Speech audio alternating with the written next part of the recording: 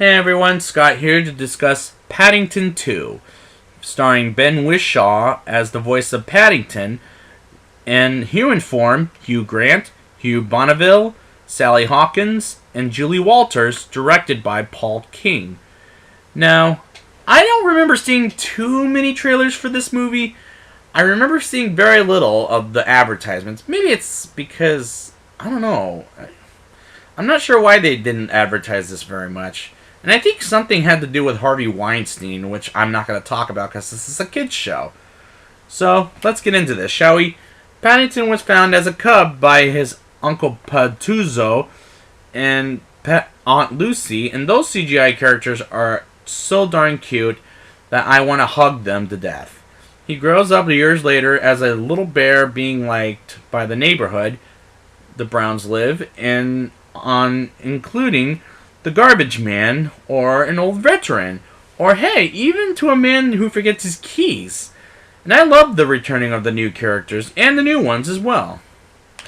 Paddington finds a pop-up book of London for his Aunt Lucy's 100th birthday. It's amazing that she lived that long. And just like Kirk Douglas, but I'm not going to talk about that right now. And that was a great MacGuffin for Paddington to find his Aunt Lucy a good birthday present, and it's a pop-up book at Gruber's Antique Store of London. I love how the trailers make this movie look dumb when it's pleasantly surprising how cute and how it has as much of a sense of humor as the first movie, and for a sequel, that's a good thing. Phoenix Buchanan, played by an actor I'm not the biggest fan of, named Hugh Grant, who is a famous actor and now shoots dog food commercials. But I like the character, even if he's nuts. But again, I'm not the biggest fan of the actor. First of all, he always plays in romantic comedies as the leading man with here, and with an exception from here and Man from U.N.C.L.E., he's not like that. But in other movies, he bugs me so badly. Paddington witnesses Phoenix disguised as a homeless man stealing the pop-up book of London, and Phoenix disappears, and by smoke, by the way, folks. Like, you know one of those magic smokes where you put it on the ground and then poof, they disappear next thing you know? And Paddington gets arrested by a police lady and gets their own thrown in jail by a judge Paddington gives a haircut to earlier in the film. And that's when we find out Phoenix is insane, because he talks to his mannequins. I like how crazy Phoenix really is. Just brilliant. Paddington gets thrown in prison by the nasty judge, let's call him. And I really like the prison scenes for how funny it is. Even if it's very unrealistic. Sorry, kids. Prison is not a good place to be in. But I really like those characters of even Knuckles, played by Brendan Gleeson, who I always found to be a fun presence, and I'll talk more about his character, Mad-Eye Mooney, in the Harry Potter franchise, which I'll get to when I get to that series. But here, I like him in this movie. I think he's great in here. Like, how he and Paddington make marmalade sandwiches, I think that was a good relationship and a good way to know the character. Meanwhile, the Browns try to find the person that stole Paddington's pop-up book. And those scenes are, I felt, like, kind of, dragged. But I like how Mr. Brown was able to make a bullseye at one point before he had a family.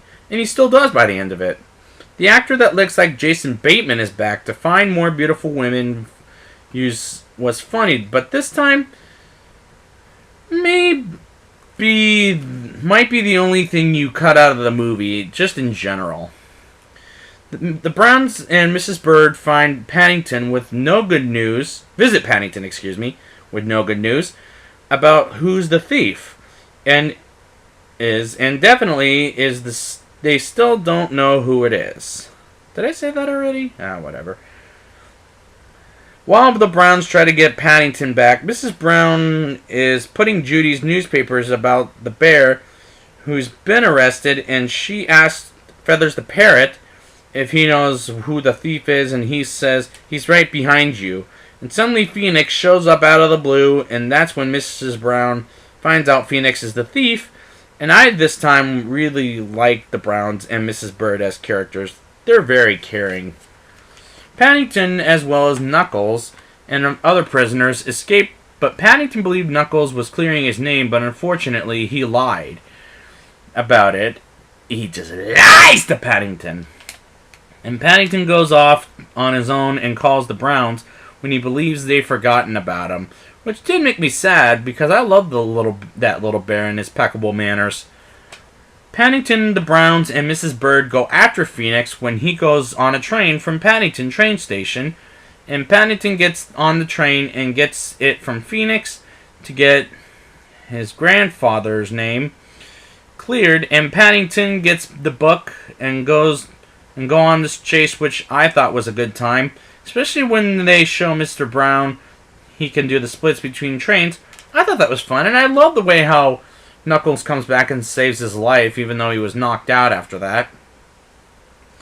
Paddington wakes up after 3 days of rest and realizes that he doesn't have a birthday gift for his Aunt Lucy, and they surprise him to see she's in London.